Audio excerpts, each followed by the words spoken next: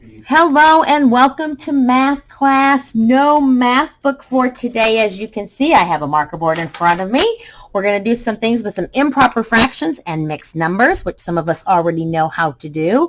For example, we know that an improper fraction would be something where the number on the top or the numerator is larger than the denominator. For example, this would be considered an improper fraction.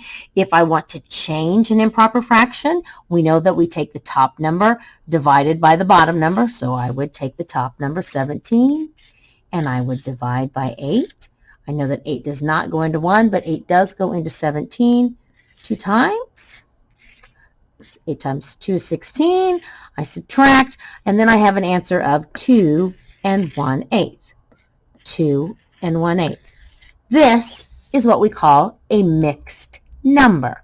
A mixed number. We have a whole number and a fraction. So, for example, I have this mixed number that we looked at.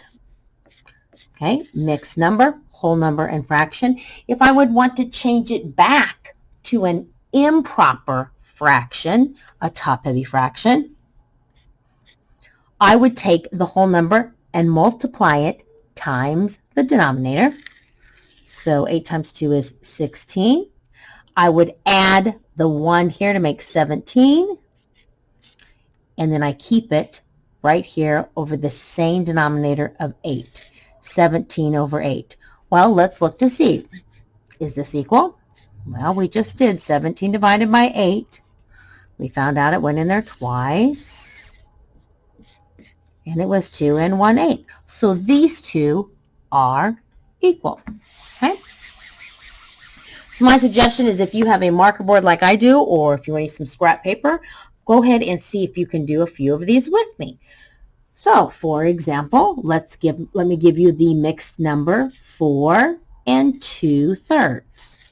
I would like to change that to an improper fraction, which means I would like for it to be a top-heavy fraction.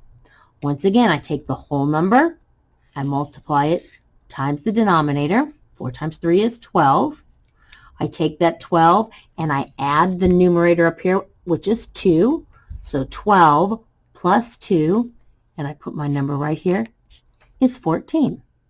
I keep the denominator that I already have, and that's 3. So 4 and 2/3 equals 14 over 3. Let's just double check that. Well, 14 divided by 3. 3 does not go into 1. 3 goes into 14 4 times, which is 12.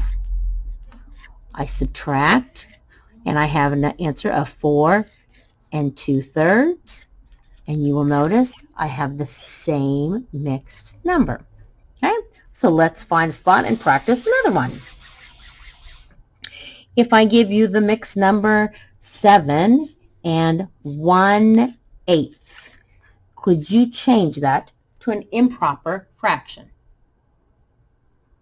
Okay, remember, what do? We take the whole number and we multiply it times the denominator. 7 times 8 is 56.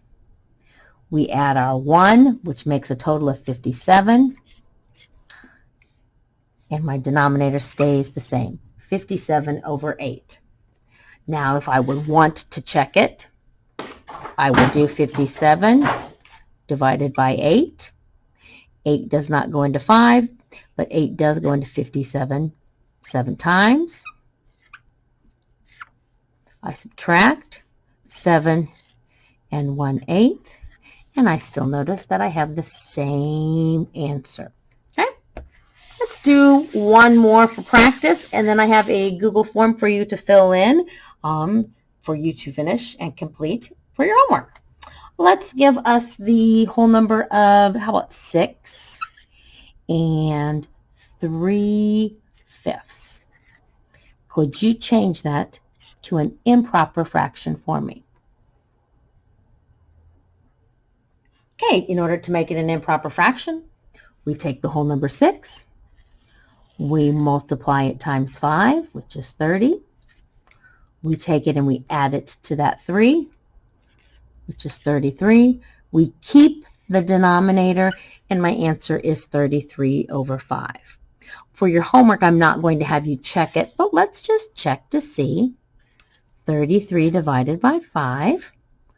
5 does not go into 3, but 5 goes into 33 6 times, which is 30. So I have 6 3/5, and you will notice that is exactly what we started with right here. Now, the reason why I'm having us start working with mixed numbers and changing to improper fractions is because next week when we come back to math class, we're going to do some problems that might look something like this. Okay, and we're going to change these to improper fractions. 7 times 2, that's 14, plus 1 means I have 15 over 2 divided by 3/4, and then we will do our keep, change, flip, or as we learned yesterday, flip is actually reciprocal. So, okay, so I want you to go ahead and fill in your Google form and turn that in to your teachers when you have finished.